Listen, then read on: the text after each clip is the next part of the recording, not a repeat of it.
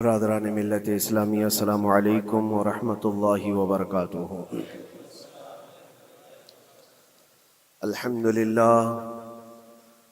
للہ الحنان المنان الذي خلق الإنسان وعلمه البيان، والصلاة والسلام على رسوله سيد الإنس والجان وعلى آله وأصحابه ذوي الخير والإحسان، أما بعد فأعوذ بالله من الشيطان الرجيم، بسم الله الرحمن الرحيم۔ إن الله لا يغير ما بقوم حتى يغيروا ما بأنفسهم، وإذا أراد الله بقوم سوءا فلا مرد له، صدق الله مولانا العظيم۔ بارگاہ رسالت مآب صلی اللہ علیہ وسلم میں درود پاک کا ہدیہ پیش کریں۔ اللهم صل على سيدنا محمد معدن الجود والكرم وآله وأصحابه الكرام وابنه الكريم وبارك وسلم صلاة دائمة سرمدا أبدا۔ حالات زمانہ کے اعتبار سے اور ہماری حالتوں کے اعتبار سے ایک بہت ہی عمدہ شعر ہے جو بالکل صادق آتا ہے۔ قوت فکر و عمل پہلے فنا ہوتی ہے، قوت فکر و عمل پہلے فنا ہوتی ہے جب کسی قوم کی شوکت پہ زوال آتا ہے۔ یوں ہی کوئی قوم نہیں مرتی، کسی قوم کے اوپر زوال آتا ہے تو سب سے پہلے اس قوم کے اندر سوچنے سمجھنے کی صلاحیت ختم ہو چکی ہوتی ہے، تب جا کر کے زوال آتا ہے۔ آج اس شعر کو میں پڑھتا ہوں تو محسوس ہوتا ہے کہ ہماری قوم پر یہ شعر صادق آتا ہے۔ قوت فکر اور عمل یہ پہلے رخصت ہو گئی ہے، جس کی وجہ سے یہ زوال آ رہے ہیں۔ لوگ اب حادثوں پر بیٹھ کر کے چرچا کرتے ہیں، حادثہ ہونے سے پہلے جو فکر ہونی چاہیے وہ مفقود ہے۔ گھر جلنے کے بعد پھر میٹنگ کرنے کا مطلب کیا ہے؟ اس سے سیفٹی کے لیے پہلے سے انتظامات ہوں تو اس کو لائق و فائق اور دانش مندی سمجھا جائے گا۔ آج کے وہی حالات ہیں میرے عزیزوں۔ آپ کو پتہ ہے کچھ قومیں ایسی ہیں جو فیوچر پلاننگ کے لیے 100 سال کے بعد کا سوچتی ہیں، جبکہ یہ اسلام کا حصہ تھا۔ نبی کونین صلی اللہ علیہ وسلم نے 1400 سال بعد ہونے والی چیزوں کی پیشین گوئی فرمائی کہ نہیں فرمائی؟ اللہ کے نبی صلی اللہ علیہ وسلم نے 1000 سال بعد پیدا ہونے والی چیزوں کو پہلے سے بتایا تھا کہ نہیں؟ یہ ساری چیزیں نبی آخر الزمان صلی اللہ علیہ وسلم نے جو بتایا، مطلب یہی تھا کہ اس وقت کے لوگوں کو ضرورت تو نہیں تھی ان حالات کی، پھر بھی حضور ان کو بتا رہے تھے، صحابہ کو۔ آج جو چیزیں پیدا ہونے والی ہیں وہ رسول پاک کو پتا تھا، 1000 سال بعد ہونے والی چیزیں، لیکن اس وقت کے صحابہ کو یہ باتیں کیوں بتائی جا رہی تھی؟ ان کے حالات تو اس وقت کے نہیں تھے ویسے۔ اس کے باوجود نبی پاک صلی اللہ علیہ وسلم نے ان کو 1000 سال بعد ہونے والی چیزوں کی باتیں اس لیے بتائی کہ یہ دین اسلام فیوچر پلاننگ کے لیے کتنا ایکٹیو ہے یہ سمجھو، آگے کے لیے۔ اس لیے بتایا گیا کہ صحابہ اپنی اولاد کو اور وہ اپنی اولاد کو، وہ اپنی اولاد کو یہ بات منتقل کرتے جائیں اور آنے والے حادثوں سے پہلے سے ذہن پریپیئر رہے، تیار رہے۔ دجال کے فتنے کا ذکر کتنی مرتبہ حدیث پاک میں آیا۔ امت کو نبی پاک صلی اللہ علیہ وسلم نے یوں ہی نہیں چھوڑ دیا۔ دجال کا فتنہ آئے گا، یاجوج ماجوج کا فتنہ آئے گا، یہ ساری چیزیں بتائی گئی کہ نہیں؟ ہر مسلمان تقریباً جانتا ہے آخر زمانے میں ایک بہت بڑا فتنہ دجال کی صورت میں ظاہر ہوگا۔ تو یہ باتیں اتنے 100 سالوں سے چل رہی ہیں کہ ذہن تیار ہے اس فتنے کو کہ اگر ایسا فتنہ آیا تو ایمان پر ڈٹے رہنا ہے، جمے رہنا ہے۔ یہ بات ہوتی ہے آگے آنے والے حادثات سے قوم کو باخبر رکھنا۔ آج جو حالات ہیں، جب کبھی کوئی چیز لٹ جائے تو سارے لوگ سڑکوں پر آ جائیں گے، یا پھر کسی نشستگاہ پر بیٹھ کر کے رات بھر میٹنگ کر کے چلے جائیں گے۔ یہ حادثے ہونے کے بعد کے جو حالات ہیں یہ وہی چیزیں درشا رہی ہیں کہ قوت فکر و عمل فنا ہو گئی ہے. قیادت ہمارے ہاں مفقود ہے. کسی ایک قائد کے تحت کوئی ساری قوم آنا نہیں چاہتی. آپ کیا سمجھتے ہیں کہ جو ہمارے ساتھ حالات پیش آ رہے ہیں، کبھی مسجدوں کو لے کر، کبھی خانقاہوں کو لے کر، کبھی بزرگوں کے نام کو لے کر، اب ہمارے وقف کی جائیداد کو لے کر، یہ سارے جو معاملات ہیں یہ اچانک آنے والی چیزیں نہیں ہیں. بھانپ لیا گیا ہے تمہاری پوری طبیعت کو، تمہارے مزاج کو، کہ فکر و عمل کی قوت ان کی ختم ہو چکی ہے. ان کو دو چند چیزوں میں ہی راضی کیا جا سکتا ہے. دنیا یہ سمجھ رہی ہے، جس کی وجہ سے کھلواڑ پر کھلواڑ ہوتے چلے جا رہے ہیں، اور ان کو یہ بھی پتہ ہے کہ یہ کچھ نہ کر سکیں گے. میرے عزیزو، آپ نا امید اور مایوس نہ ہو کہ ہم سے کچھ نہیں ہوگا. اللہ کریم چاہے تو ایک بندے سے بھی پوری دھرتی پر زلزلہ لا سکتا ہے. اللہ کریم کی ذات پر یقین اور توکل رکھو. سرکار غریب نواز ہندوستان آئے تھے تو بہت بڑی فوج لے کر نہیں آئے تھے، اللہ کی ذات پر بھروسہ کر کے آئے تھے، اور 90 لاکھ لوگوں کے دلوں میں چراغ اسلام جلا دیا تھا. وہ یقین اور توکل کے ساتھ آئے تھے. آج لوگوں کے دلوں کے اندر جو مایوسی اور نا امیدی ڈالی جا رہی ہے کہ کچھ ہوگا نہیں، ابھی کچھ کرنے سے کچھ نہیں ہوگا، یہ نا امیدی اور مایوسی تمہاری طبیعت میں کیوں آئی؟ کیا تمہارا رب تبارک و تعالیٰ کی ذات پر یقین کمزور ہو گیا؟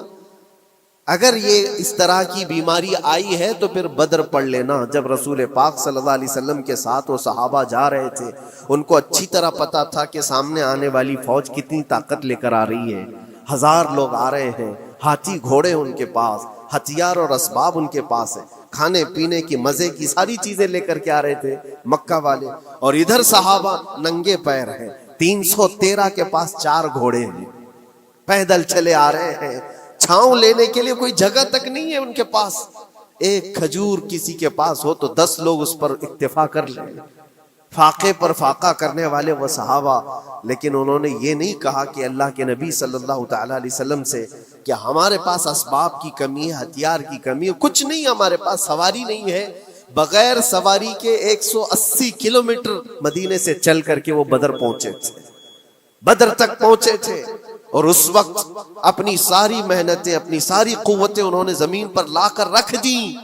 پھر بدر کے میدان میں جب پہنچے تب اللہ کریم کی بارگاہ میں دعا کیا تھا میرے مصطفیٰ نے، اے اللہ اگر اس نہتی قوم کو تو نے فتح نہیں دی تو پھر قیامت تک اس روئے زمین پر سجدہ کرنے والا کوئی نہیں ہوگا. یہ محبوبانہ انداز تھا میرے مصطفیٰ کا. وہ دعا مدینے میں بیٹھ کر کے بھی تو کر سکتے تھے. 180 کلومیٹر دور اتنی مصیبت میں دھوپ میں چل کر کے جانے کی کیا بات تھی؟ ننگے پیر صحابہ گئے ہیں، فاقے پر فاقہ کیے ہوئے. وہ مدینے میں بیٹھ کر دعا کرتے تو کیا رحمت للعالمین کی دعا قبول نہیں ہوتی؟ لیکن مصطفیٰ کریم صلی اللہ علیہ وسلم نے یہ مزاج دیا ہے، پہلے فکر و عمل میدان میں لاؤ پھر دعا کرو، اللہ کی مدد آتی ہے. یہاں ہم بیٹھ کر کے یہیں سے دعا کرتے ہیں، کچھ کرنا نہیں ہے، بدلنا نہیں ہے، اور فکر و عمل کو لانا نہیں ہے، تو پھر صرف یہاں بیٹھ کر کے دعا کرنا. یہ تو میرے عزیزوں عورتوں کو اس سے ذمہ داری دی گئی ہے کہ تم میدان عمل میں آ نہیں سکتی، تم اپنے گھروں سے دعا کرو اپنے بھائیوں کے لیے. لیکن یہ کام تو اب سارے مردوں نے بھی لے لیا ہے. بہرحال قوت فکر و عمل پہلے فنا ہو جاتی ہے جب کسی قوم کی شوکت پہ زوال آتا ہے. آج یہ جو سارے معاملات ہم دیکھ رہے ہیں، اس کی ایک خاص وجہ میں آپ کو بتانا چاہتا ہوں. آج سے تقریباً 8-9 سال پہلے میرا ایک بیان بھی ریکارڈ موجود ہے، کافی دنوں تک وہ چلتا رہا. میری اپنی بات نہیں تھی، سراج الامہ امام غزالی رحمت اللہ تعالی علیہ انہوں نے لکھا تھا کہ امت پر اگر ایک ایسا وقت آ جائے جب ان کے سامنے ان کے نبی کو گالیاں دی جا رہی ہیں اور امت کچھ نہ کرے، تو پھر وہ انتظار کرے کہ عنقریب وہ وقت بھی ان کے اوپر آنے والا ہے جب ان کی ماؤں، بیٹیوں اور سب عزتوں کو بازار میں نیلام کیا جائے گا اور یہ کچھ نہیں کر سکیں گے. وہ دن آ جائیں گے. بیسک وجہ وہاں سے شروع ہوئی کہ لوگ اپنے عیش و عشرت میں کچھ کمی نہ کر سکے، بارگاہ مصطفیٰ صلی اللہ علیہ وسلم کی گستاخیاں کھلے عام ہوتی رہیں، اور اس پر ہم لوگ جس طرح کے حالات دیکھتے رہے۔ بہت سارے لوگ تو مجھ کو یہ کہتے تھے، مجھ سے یہ کہتے تھے، کیا ضرورت ہے آپ کو بولنے کی، حالات دیکھ نہیں رہے آپ؟ ظالمو، تم کو اگر کوئی چھوٹی سی ماں کی گالی دے دے تو تم بپھر جاتے ہو اور اس کے اوپر آسمان توڑنے کی بات کرتے ہو، اور ہم اپنے نبی پاک صلی اللہ علیہ وسلم سے کروڑوں ماؤں سے زیادہ محبت کرتے ہیں۔ اس رسول پاک صلی اللہ تعالی علیہ وسلم پر کوئی بھونکتا رہے اور اس کا جواب نہ دو، تم یہ کہتے ہو مصلحت ہے، حالات ایسے ہیں یہ، تو پھر اپنا یہ لباس بدل دینا چاہیے، اپنا نام بدل دینا چاہیے۔ پھر اس دائرہ اسلام میں رہ کر کے مطلب کیا ہے؟ اسی لیے اقبال نے 100 سال پہلے ایک مزاج دیا تھا، ایمان ہے کیا چیز، اسلام ہے کیا چیز؟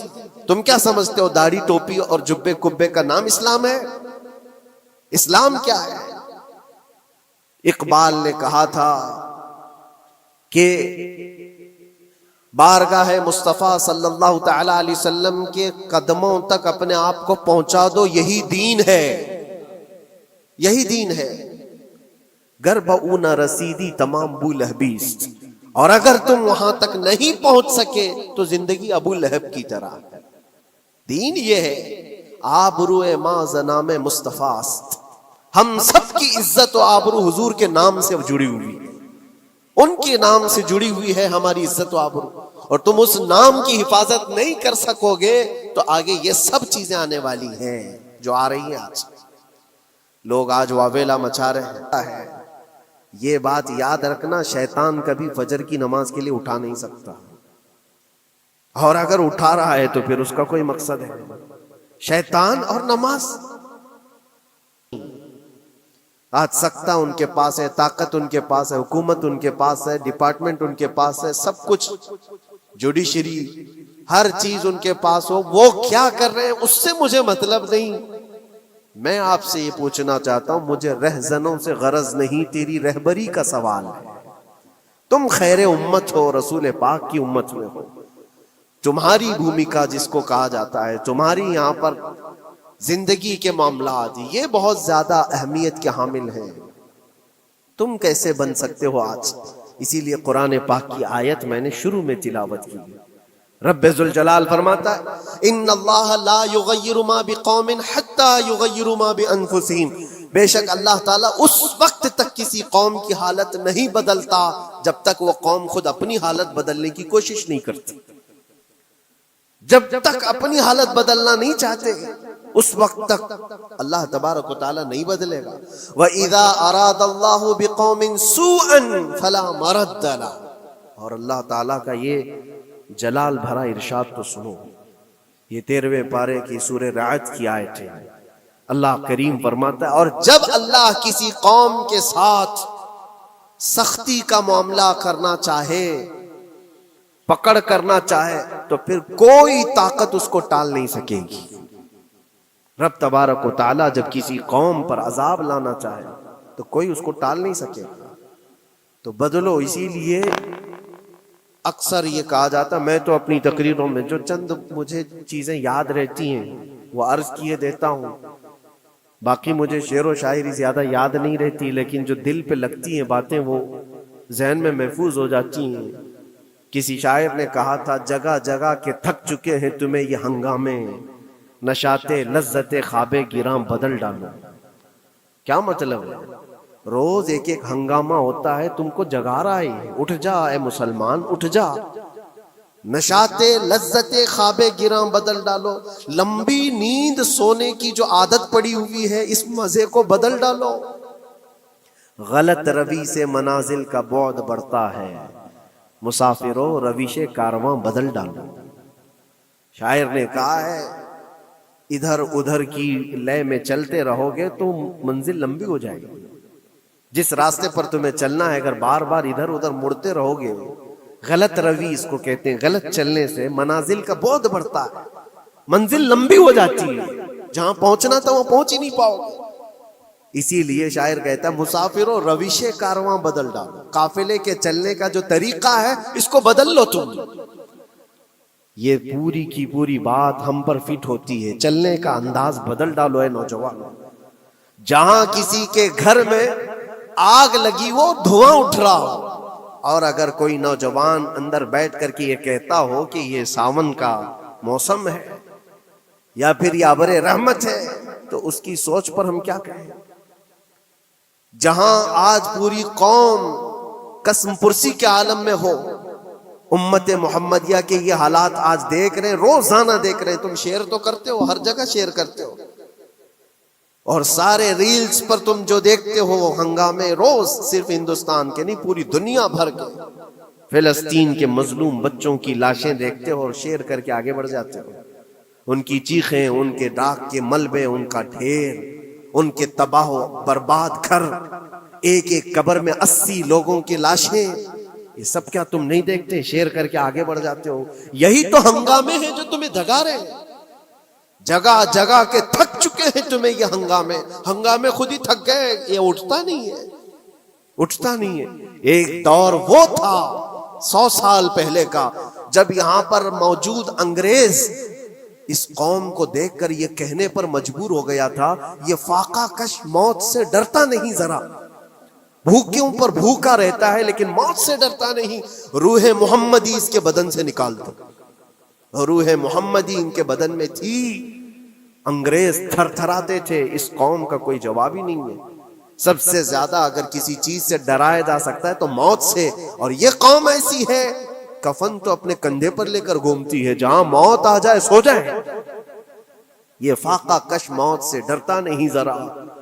روح محمدی اس کے بدن سے نکال دو. یہ کس کی بات تھی؟ انگریزوں کی بات تھی. اور آج حالات بدل گئے. سارا کا سارا زمانہ تم پر آج بھوکے بھیڑیا کی طرح جھپٹ پڑا ہوا ہے. اور ان حالات میں آپ سے سوال کرتا ہوں، ایک طرف تیز آندھیاں چل رہی ہیں، ایک طرف گھر کے اندر آگ لگی ہوئی، ایک طرف بھوک اور پیاس کی شدت ستا رہی ہے، ایک طرف تمہارے بھائی بہنوں کی بیماریاں ستا رہی ہیں. جب اتنے سارے معاملات ہو تو اے نوجوانوں بتاؤ تم کیا کرو گے اس وقت؟ رات بھر بیٹھ کر گیم کھیلو گے؟ کیا یہ گیم کھیلنے کا وقت ہے؟ اس نوجوان پر کیا یہ افسوس نہیں ہوتا کہ اس کے پوری امت کے حالات ایسے ہیں کہ بچوں کی چیخیں نکل رہی ہیں اور اس کو پبجی سے فرصت نہیں ہے، ریل بنانے سے فرصت نہیں ہے، یہ مجرے کرتا ہوا گھوم رہا ہے. مسجدیں ویران کیوں ہیں؟ خالی کیوں ہیں؟ تم نے مسجدوں کو ویران رکھا تو مسجدیں تباہ ہونے شروع ہو گئیں، دوسروں کی نظر ہونے لگ گئیں اور اس پر لوگوں کی غلط نظریں پڑنے لگ گئیں. آ جاؤ اے مسلمانوں میرے مصطفیٰ کریم صلی اللہ تعالی علیہ وسلم کی ہدایات پر. ایک بات چیلنج کے ساتھ کہتا ہوں، تمہارا نام اگر نبی پاک صلی اللہ علیہ وسلم کے نام سے جڑا ہے تو یہ چیلنج کے ساتھ میں کہتا ہوں، اس رہتی دنیا میں تمہیں پوری طاقتیں مل کر وہ عزت نہیں دے سکتی جو میرے مصطفیٰ کے قدموں کی وابستگی دے گی. کوئی تمہیں عزت نہیں دے سکتا. تمہیں وہیں آنا پڑے گا، اسی پوائنٹ پر آنا پڑے گا جہاں پہنچ کر کے خالد بن ولید نے عزت پائی تھی. اسی نقطے پر آ کر جمع ہو جاؤ جہاں عمر پہنچے تھے تو فاروق اعظم بن گئے تھے. اسی نقطے پر آ جاؤ جہاں علی پہنچے تھے تو حیدر کرار بنے تھے. ہر ایک کو عزت اسی بارگاہ سے ملی ہے. اور جو کچھ بھی معاملات ہو رہے ہیں اس کی ایک وجہ یہی ہے، ناموس رسالت پر تم نے ہلکے پن کا اظہار کیا تو پھر ہمارے سارے مسئلے داؤ پہ لگ جائیں گے. سارے مسئلے. یہ تو وقف ہے. ابھی دیکھو آگے کل تمہاری اذانیں نشانے پر ہیں، تمہاری جماعت کی نمازیں نشانے پر ہیں، تمہاری مسجدیں بھی نشانے پر ہیں کہ تم اپنے گھروں پر بھی جمعہ پڑھ سکتے ہو، چھتوں پر بھی نمازیں پڑھ سکتے ہو. یہ سب معاملات آئیں گے. برقع، حجاب، ٹوپی، داڑھی ویسے ہی چل چکے ہیں مسئلے. ہر چیز نشانے پر ہے. ارے تمہارے کھانے بھی نشانے پر ہیں، تم کیا کھاؤ گے کیا بچاؤ گے یہ بھی نشانے پر ہے. یہ سارے مسائل صرف اسی بنیاد پر ہے. قوت فکر و عمل پہلے فنا ہوتی ہے جب کسی قوم کی شوکت پہ زوال آتا ہے. اور یہ ایک بات یہ بھی میں بتا دوں، اقبال نے سچ کہا تھا، ان کے جو ہم غلام تھے خلق کے پیشوا رہے، ان سے پھرے جہاں پھرا پھر آئی کمی وقار. جو کچھ بھی ہوا ہے ہماری عزت و وقار میں کمی کا مسئلہ ان سے پھر جانے کی وجہ سے، نبی پاک سے تم دور ہوئے، یہ عزتوں اور وقاروں میں کمی ہے۔ عجیب سی بات نہیں ہے، یہ دوگلا پن نہیں ہے۔ میں ان نوجوانوں سے پوچھتا ہوں، نبی پاک صلی اللہ علیہ وسلم سے سچی محبت کا اظہار کرتے ہو، حضور سے اپنی جان سے زیادہ محبت کی بات کرتے ہو، لیکن جب ان کے اخلاق کی بات کی جائے تو تمہیں اخلاق ان کے پسند نہیں ہے؟ حضور پاک کا چہرہ نہیں پسند ہے، حضور پاک کے لباس تمہیں نہیں پسند ہے، تو پھر کون سی محبت کی بات کرتے ہو؟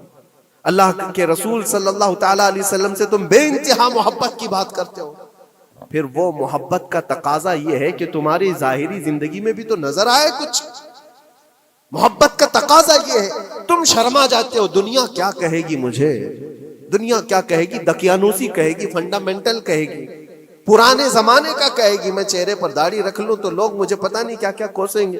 تم نے دنیا کے لیے اپنے آپ کو بدل لیا، یہ نہیں سوچا کہ یہ وہی دنیا ہے جو 4 دن کے بعد میری دوستی کو لات مارے گی اور 4 دن کے بعد مجھے قبر میں رکھ کر کے منو مٹی پر دبا دے گی، اور مجھے جانا تو ہے، پھر قبر میں منہ دکھانا ہے تو اسی مصطفیٰ کو دکھانا ہے۔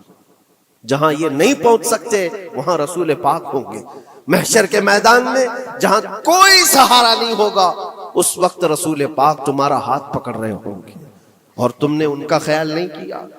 آ جاؤ اسی نقطے پر، اسی پوائنٹ پر جہاں ہماری کامیابی مضمر ہے۔ میں صرف اور صرف اپنے بیانوں میں یہی چیز عرض کرنا چاہتا ہوں، صرف اتنا چاہتا ہوں، اے نوجوانوں، جس کے نام سے تم آباد ہو اس نام کے ساتھ صحیح معنوں میں جڑ جاؤ، کیونکہ قرآن کا وعدہ ہے وَلَا تَهِنُوا وَلَا تَحْزَنُوا وَأَنْتُمُ الْأَعْلَوْنَ إِن كُنتُم مُؤْمِنِينَ۔ گھبراؤ مت، پریشان مت ہو، تم سب سے زیادہ بلند رہو گے۔ اگر اللہ نے فرمایا ہے تو یہ 100% حق ہے۔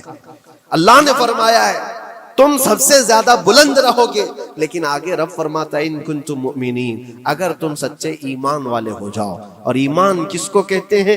لا یؤمن احدکم حتی اکون احب الیہ من والدہ وولدہ والناس اجمعین۔ میرے آقا فرماتے ہیں ایمان اس وقت تک کمپلیٹ نہیں ہوگا جب تک تم اپنے ماں باپ اولاد اور ساری دنیا سے زیادہ مجھ سے محبت نہ کرو۔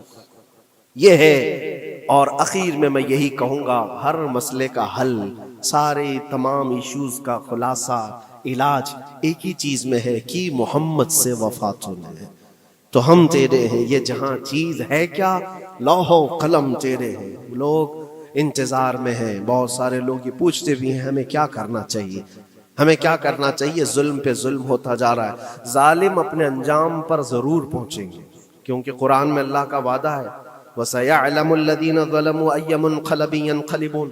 ان قریب ظالم یہ دیکھ لے گا کہ اللہ اس کو کس پلٹی پر پلٹائے گا، کس کھائی میں گرائے گا، اسے اندازہ بھی نہیں ہوگا، اس کے بنے ہوئے جالوں میں وہ خود پھنسے گا۔ ظالموں کی ایک لمبی تاریخ ہے اور ان کو بھی پڑھنا چاہیے جو آج ظلم کر رہے ہیں، لیکن تمہارا کردار کیا ہو، اس سلسلے میں جو ہمارے بچے یا نوجوان سوال کرتے ہیں کیا کرنا چاہیے۔